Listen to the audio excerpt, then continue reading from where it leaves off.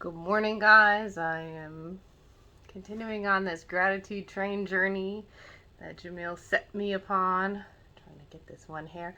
Oh my gosh, guys, hair.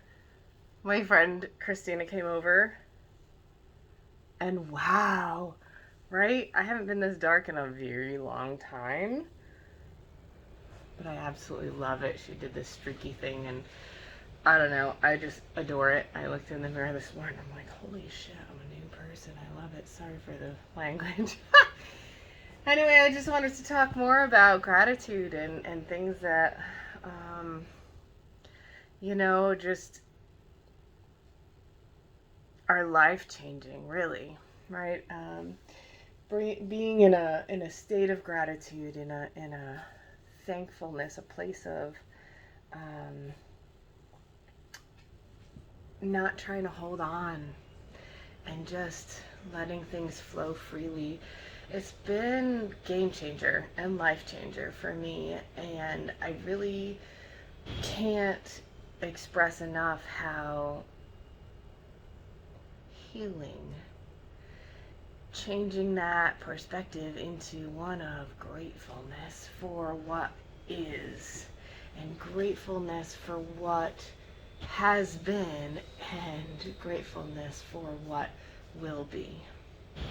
And what I mean by that is, I recently saw a quote, a guy say something about, trauma and healing journey and whatever, and he said, the story doesn't matter. It's what did you learn? And I just love that so much. I know sometimes I've been accused of trauma dumping or whatever when I tell my story, but that's not the point. The point isn't the story. The point is, what did I learn? And what I learned overall is that life isn't fair, right? My favorite quote of all time is from The Princess Bride. I know I'm a dork. That's okay.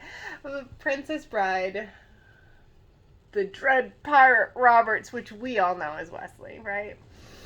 Says to Princess Buttercup, he says, life is pain, Highness. Anyone who tells you otherwise is selling something. And that's so true. Even your best, closest friends and family members can wound you the most deepest. I don't know if that's grammatically correct, but that's okay. Sorry. It is what it is. And so, what do we do with that? We approach that with forgiveness, with love, with caring. We approach that by understanding we are flawed, and so are they. We approach that with a willingness to work with them, right? Are you committed to being right, or are you committed to having a caring, wonderful, loving relationship with that person? My mother and I have a very interesting past. But a couple weeks ago, maybe 6 weeks ago now, I got a phone call, and it was a wrong number. I did a video on it, actually. I did one of my first CapCut creations. It was kind of fun. But it was a wrong number. It was an older lady, and she was leaving a message to her son. She was clearly, late 80s, maybe early 90s, right? You could hear the age in her voice. And she starts out by saying, I know you're a busy man, but I just wanted to catch you and say happy birthday, essentially. And she breaks down crying. You're such a good man. I miss you so much. I love you. Happy birthday.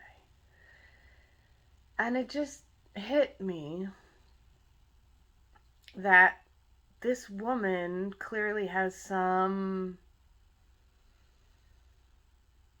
estrangement between her and her son, and is sad about it. And I just wondered to myself what their story is, and started thinking about my own mother, and started really thinking about, man, she's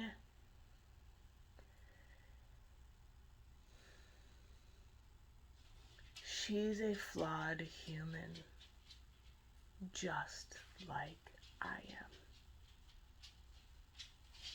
And the interesting thing about my mother, she's probably the deepest, most abusive person in my entire life. However, she doesn't know it.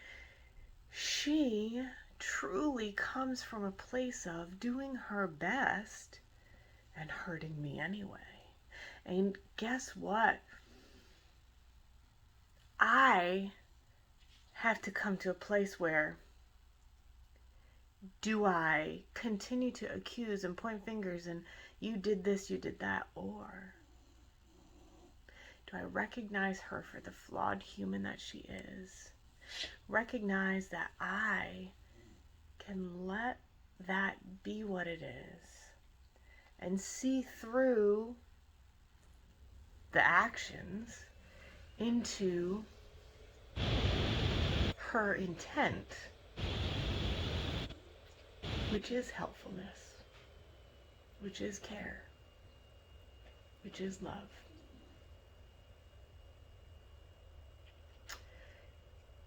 Can I see through what she does for who she is?